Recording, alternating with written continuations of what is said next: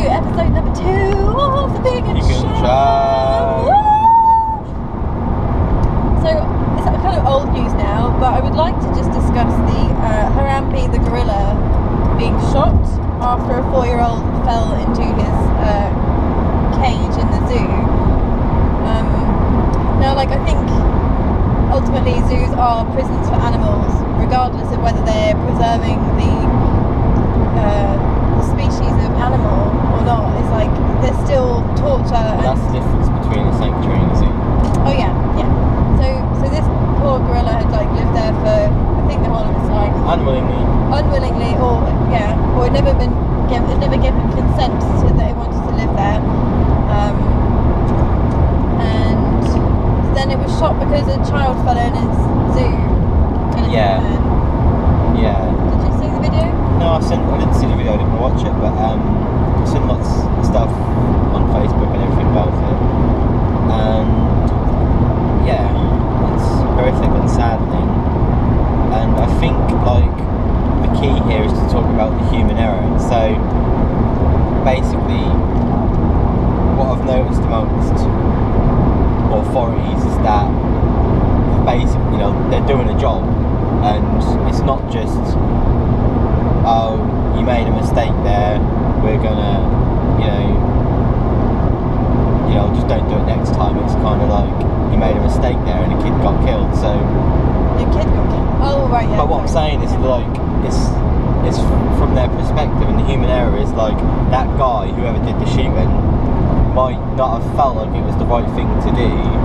But his job made him do it. Yeah, and that's also,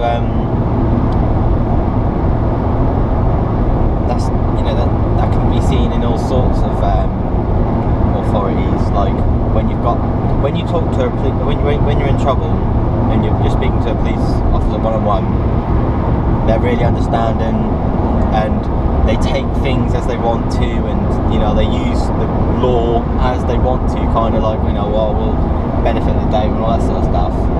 But once you've got a collective, it's kind of like, it's not what I think is best anymore, it's what would they do as well. So obviously, I've got a really good example of that.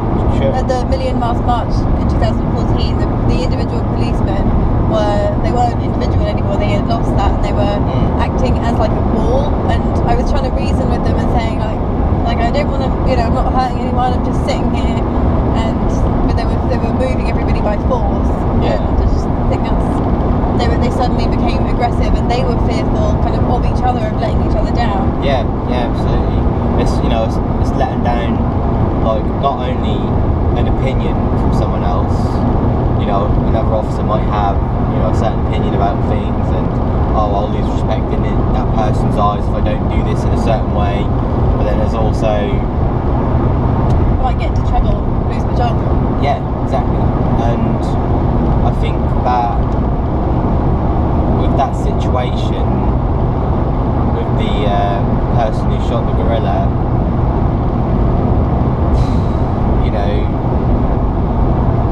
you should try and to make yourself less sad about the situation and feel less hatred towards him. Maybe you should also consider the perspective of, he might have done it out of, he might not have done that if it was just him and the gorilla and the child.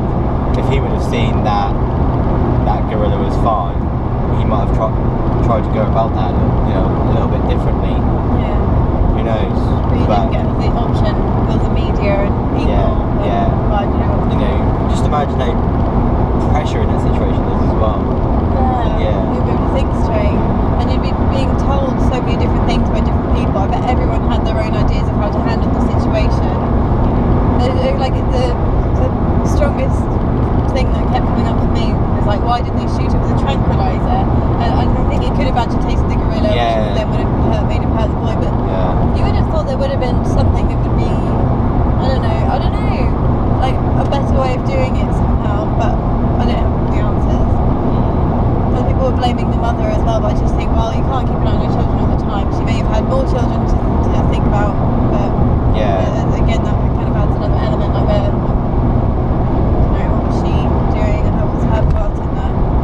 Yeah, I mean, and also you can teach children child to water, but you can't make them drink it. So, you know, she might have, you know, some really good values in store for that child, but children fucking, They do what they want. get too curious and they do what they want. But I would have jumped in a gorilla pen if I had the chance as a kid. Yeah, I bet you would. Yeah. You know, all this talk of you're going to go. You wanted to go to Sweden, and there are apparently there are wolves and bears in the woods.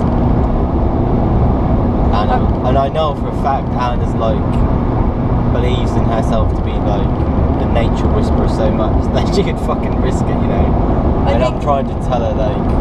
I think if you have the courage to, you'll be fine. Yeah, but then if you have, you know. If I die, I die. I'm going to die at some point, and I don't believe I'm going to die until I'm really old. So I think I might end up hurting myself, but I wouldn't die. Like, it's not just that. It's not just dying though. It's like if you die in that way, I mean, you could probably wish for a bear because a bear might kill you quicker.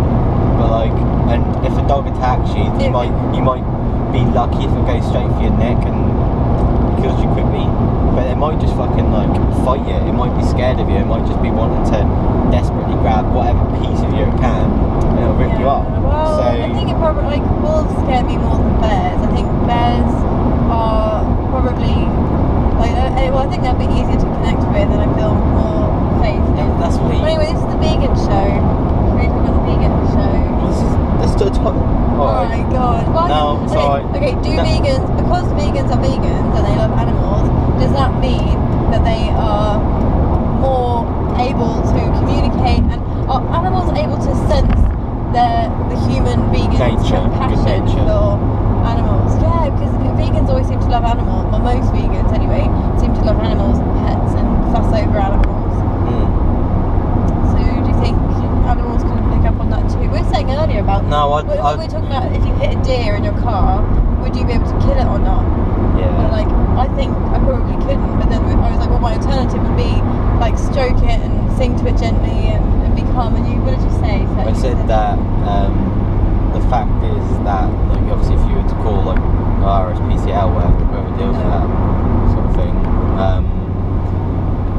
if you were to call them and wait with the deer, it'd probably just think you're some nice animal that's trying to comfort, I guess, yeah, I think they would in a motherly way. So, but you know, but then on the other hand, that's selfish of me as well. If you were to sit there and try and comfort her, because the most comfortable thing to do is just to put out of its misery. But I mean, that's a tough call, isn't it? Because you're not a vet, so you don't know. Oh, it's been hit this hard and it's damaged here and it's definitely not going to live. Yeah, maybe it would. Yeah. Tough one, very tough one. That's something that you can only answer after you've been through it, you know, and that's not, all you can say is what you've done, not what you would do.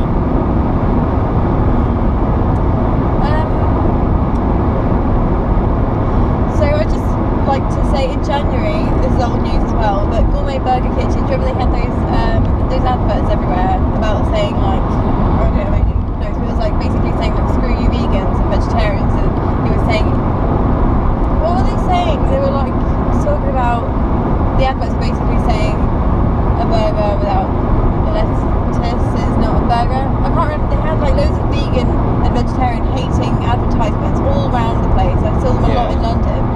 But in January they withdrew the campaign, and why was that? That was because they were inundated with complaints, which I thought was amazing, because that means they only had their advertising campaign open for like, must have been only a matter of weeks, and the amount of complaints they got meant that they took them down. Yeah, but the thing is with that is that, you know, they're really intelligent people in marketing, and they might have weighed up the pros and cons and said, well, what if we get really negative feedback? But they'll be like, yeah, but vegans aren't our target audience anyway, so fuck them. Yeah, and it will only bring the meat eaters in closer. Yeah, so I don't know. I work a little bit in marketing, so I just know what these people are like. Yeah. I don't know. I think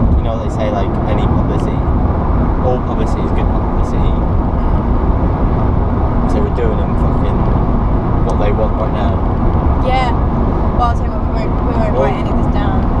So just shop any search engine search just in the video. I think only vegans will probably watch this anyway. Are you vegan? If you're not vegan, please leave a comment in the section below, just for curiosity purposes.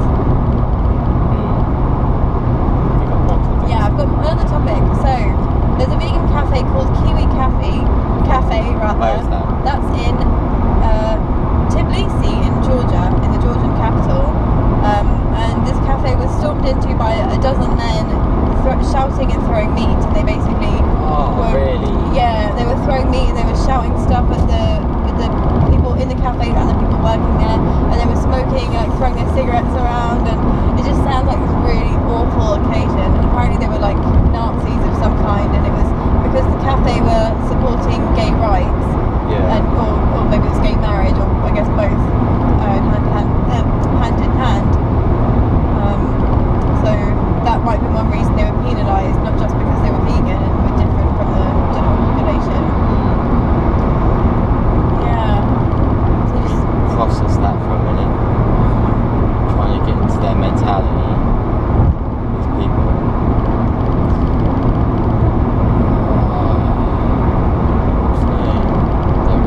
They're just like, it's really difficult with those sort of people because there's no helping them at all. Because to even give your opinion to someone like that, you need to just like separate their mindset from the herd. Yeah, that's what. But if they're happy with their herd, how are you gonna? I mean, when you're happy with what you know and you really connect with people that believe in similar things, you know, whether it's negative or positive, it's still very difficult to get in somewhere on that connection, do you know what I mean? It's really difficult to penetrate. Yeah, you have to get in on an individual level, which is difficult if the people always seem to be with their herd. I love how that complements the conversation earlier about the police and about how individually they're really nice and you can chat and they'll probably give you the benefit of the doubt, and but yeah, when they're together and they're in that secure, safe environment, because you like we've experienced that with with the Earthings experience. No, but that's different. That's different because that was in with regards to decision making, when the authorities make their decision based off of what other people might think. But this is more rooted to their core, because you only, these policemen are forced together by work, but these people are forced together by their interests and their beliefs. So their conditioning, I guess. Yeah. So I mean, they're even when they're on their own, they still might be arseholes. Now anybody that goes into a cafe and throws meat around, vegan cafe, and throws meat around, like even disconnected from their herd, are complete arseholes. And obviously you're all products of your environments, and there is a way to understand everyone. But the fact is, and also I believe that there is a way to cure everyone. But when you weigh up the positive energy against the negative energy, you would just waste too much of your positive energy trying to fix this negative energy. So overall, the lesser of two evils is just to wipe them out. I believe that, because you just can't fix them, so fuck them. But it's true, they'll probably be the last ones to turn vegan and to become a positive person. They'll never turn vegan. Their children might, and then their children might. Well, maybe. Turn vegan. I just mean, it's a chain. It's like each family is like a string coming together, creating new people. What you've got to understand though with these type of people though is that they come from families where their fathers are usually abusive and angry, and these children, even though they might have positive influence from their friends, who come from completely different backgrounds and opinions, they're still going to have that feeling of, I want my father to just love me, but so they seek that love from a group of peers that become their family, like. Yeah, and it's also the fact that they feel like if they act like their father, and if they act like even more like their father, do you know what I mean? Like they take the characteristics and they amplify them. They'll feel like they'll get some sort of then they'll feel like their father or whatever's proud of them. Whatever. Even their mother, you know, sometimes you get some twisted women that are like that too. But this persona that I'm on about right now is more so to do with like the family thing, and I'm just saying that it's really difficult to penetrate these mindsets because they come from the family.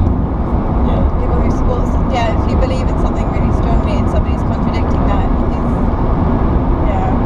it's really tough to break through. I feel like I should contrast this negative bit with a bit of positivity. If you like beer and you're vegan and you've been struggling to find good vegan beer, then try Redwell's, because all of that beer is vegan. I really screwed that one up. Let me start again. All Redwell beer is vegan. Woohoo! Yeah, and they're based in Norfolk. Woohoo! Yeah. And they're in partnership with a local coffee shop called Coffra, and the guy that owns it's really nice. I think Norwich, the Greengrocers in Norwich, if you're local, they have a vegan beer. No, is it a beer festival or is it a vegan beer festival happening? They said to keep an eye on their Facebook page, which I haven't done, but I feel like it was around this time. Good to know. That wouldn't register with me because I don't like beer. No, I like beer though. Well, anyway, look it up if you're interested. The Greengrocers on Facebook. Alright, so I thought this one was really interesting. So in America, some vegans placed billboards promoting their. In fact, can you read that out? Because this is actually quite long. Where? So it's all of that. It's the same thing. Vegans placed billboards promoting their lifestyle, including one about where to draw the line between pets and food. It states, all animals want to live. Where do you want to draw the line? And another clip of that. So the image was of it was like an animal sitting in a line. So it had like your dogs, cats, or all of those kind of animals, and then it had a line, and then it was like chickens, pigs, cows, and sheep, and farm animals. Do you want me to continue? Yeah, please do. Yeah? Right. Kansas farmers, the Peterson Farm brothers, said the following in response. The reason these animals get to live is because humans desire their meat, milk, or companionship. If we took away those demands, the number of these animals would severely decline, meaning that less animals would get to live. For every person who wants a dog or a cat as a companion, a horse to ride, a burger, a glass of milk, a leather jacket, an animal gets to live. Oh, lucky them. If you want these animals to live, then you can't constantly petition to remove the demand for their lives. So they are basically saying what vegans are saying is that, we're not going to get any support in taking these farms down. We're actually just going to have to get the general population to stop buying them. And they are seeing a decline, aren't they? A lot of farms are struggling now. Yeah. But whether that's because they're also competing with like factory farming where it's much cheaper. But then, I think overall more people are becoming vegan, and vegetarian even. A lot of people are becoming vegetarian too, which obviously helps cut down the demand for meat. But I just thought that was ludicrous. Just like, you're taking away the chance for them to live. So we're going to breed them so they can have a life and they can live, and then we're going to kill them. No problem solved. Another message that communicates is the importance of adopting pets instead of buying puppies, because the more you create a demand for puppies, the more breeds will breed, and there's like awful conditions that a lot of these breeders will say, raised on a farm, pure pedigree, blah blah blah, happy lifestyle, but actually they're kept in crap conditions, and then sometimes some of them are. Sometimes. Sometimes. So like, And also, there is a shocking amount of people that just let these animals go, and they take them, you know, like they can't look after them, they give them up, and you know they end up just getting put down because they can't be looked after. Abandoned. Yeah, and you know our country doesn't let dogs run around anymore. See, Thailand, they don't have this issue, do they? They wouldn't have this issue, would they? Because they let the dogs run around. Yeah, not all of them though. Some people do get like maybe it's a new thing, but there were when I noticed in Thailand there was a fashion for puppies. And there were a few shops where like pet shops, but they would have it was really cute though. They would have these little crates and they would have tiny puppies in, which you know. So in the UK, I think is it 6 months or no 6 weeks or something. You're not allowed to take the puppy away from his mother. I can't remember what it is over here, but like the puppies that I saw over there in the tiny little areas were like so diddy. They were like too young to be taken away from their mothers, arguably. But yeah, they probably were still feeding on milk, so yeah, I guess that definitely is too young. But yeah, there was a demand I noticed for fluffy, cute, pretty dogs rather than like a lot of the ones that live on the street which are like I'm not on about the problem with creating demand on puppies. I'm on about the problem with putting dogs down because they can't contain them because they haven't got the space, facilities and staff. Because you know, obviously in England we don't let dogs run around wild, but in Thailand they run around in packs, and they're not like, you know, vicious packs. They're just a bunch of them. I know we had our incident. Well, yeah, I had that incident when I was walking home, and then these two really scary dogs started circling me with their teeth, gnarling at me, and it was absolutely terrifying. I was in the middle of nowhere by myself, and no one really knew where I was, and it was suddenly like, oh shit, something really bad could happen right now. No one would know. So I think like they were just protecting their patch. They were just protecting their area. And I had another experience where I was chased when I was on a motorbike taxi, and then we got chased by a pack of dogs, and it was like they were running. Oh, and so you had three? Yeah, so I had 3 really scary dog incidents. We had four, and I had one when I was. Sorry, this is when someone had what I thought was a cute, pretty dog that they just wanted people to touch to draw them over to the stuff that they were selling. But so I went to stroke it, and it bit me really, really hard, meaning to hurt me on the edge of my finger. Yeah, it was really cute, so it hurt, and I did think like, germs, disease, I don't know, but yeah, you can tell the story. Oh yeah, so we cycled up this small little mountain to go see the statue of the temple. In Pai. Yeah, but Anna left her bike at the bottom, and she walked up some stairs, and I carried on cycling on the road, went to the top, and we wanted to see the sunset, but we didn't anyway, did we? Yeah, we couldn't see it because of the angle. Oh yeah, well anyway, it got dark and we had to leave. It got dark like really quickly, and we went down and like we saw these dogs like sort of like roaming around. They're a bit aggressive, growling at each other and stuff. And there's this arsehole on a scooter. As we came down to where like this car park was, he came down and he sort of like drove past these dogs. So like through the middle, didn't he? Yeah, right through the middle. I think he sort of kicked one as well and just sort of shoved it out of the way. And then all these dogs just went mad. They were like really like barking and 2 of them had a fight, and then that's really horrible because like you hear one crying, like no, they didn't do that. That's a sad dog noise. Yeah, they were sort of fighting, and then you just heard like, and then you just hear one dog go silent. That was that incident. And then because Anna didn't have her bike with her, and did not want to walk past or run past. Yeah. Oh god. So we hopped on my bike, she got on the back, and we sort of like, I tried taking it easy past the dogs, so I had sort of faith in them that, you know. Because with vegans, they can sense that we're so compassionate towards animals. Not just that, I just thought if I approach them nicely, they might not feel threatened by me. And as we went past them, they just started chasing us, and like, I was mixed between trying to get away and Anna being too scared that we were going too fast. So it's like, it's really scary, but it's a funny memory. God, it was really scary. Yeah. Yeah, so they let dogs roam around in Thailand and be careful. Maybe actually that guy who cycled through on the bike, on the scooter, maybe he was like showing his aggression so that they would, I mean, like he did kick a dog, which is pretty bad, but like maybe he was just kind of like showing his authority over them.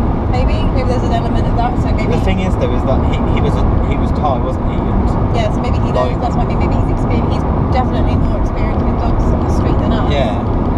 So So, he might just dislike him for whatever history he's built up with him. Obviously, it doesn't give him the right to kick the dog. My point was that maybe that is what you're supposed to do. Maybe you are just supposed to be aggressive back, and then because like with dogs, like you have to kind of show your authority. And Maybe, but arguably they probably would have bit him if he wasn't getting away.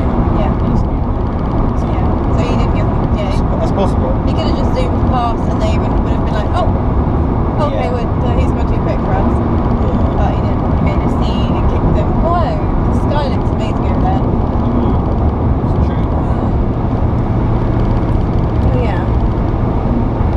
So I had one final thing about Jammy Dodgers. So Jammy Dodgers were vegan, and then they added milk powder. They reformulated the recipe, which is new and improved. And what does it say? Is they added milk protein. And if you look on the hashtag Save Jammy Dodgers campaign, they gained 2,000 votes in their petition in the first 8 hours. And then when I looked last time, which was about a week or two ago, it was at 8,000. No, it was like 8,000 people had petitioned to get Jammy Dodgers to remove the milk protein back from their Jammy Dodgers, from the biscuits. Do you have any news on that?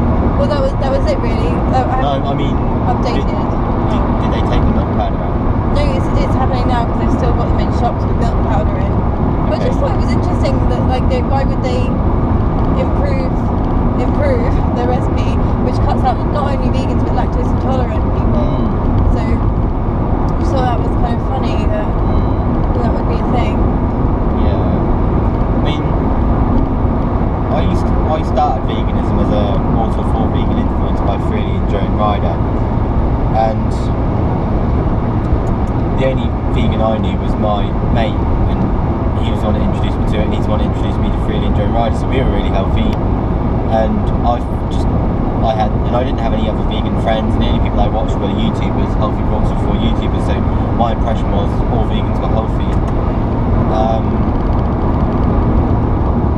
But yeah, when I discovered a vegan meetup group in Norwich, and like they introduced me to some shit that I didn't even know was vegan. The accidentally vegan products. Yeah, like they really, and there are a lot of junk food vegans, so Jammy Dodgers do appeal. Yeah, I love Jammy Dodgers. Did. Yeah, I mean I'd have them occasionally, Yeah, they're the especially kind of, for camping. Yeah, well, yeah, they're the kind of thing, like those kind of things. Like I had party rings the other day. Like, Oh, they wouldn't be gluten free though. no, but neither were Jammy Dodgers. No, I mean Jammy Dodgers would be gluten free. Yeah. I don't think. Anyway, so like having those accidentally vegan products, like if you go to an omnivorous party, then obviously not all those people are going to be, what am I saying, not all the food's going to be vegan, so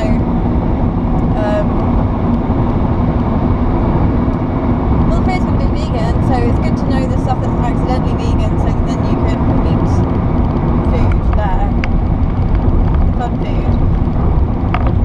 Yeah, let's move on. So I got distracted because that guy flashed me and I wasn't sure why. Oh, okay. I'm driving. Just in case you didn't notice. I'm not pretending.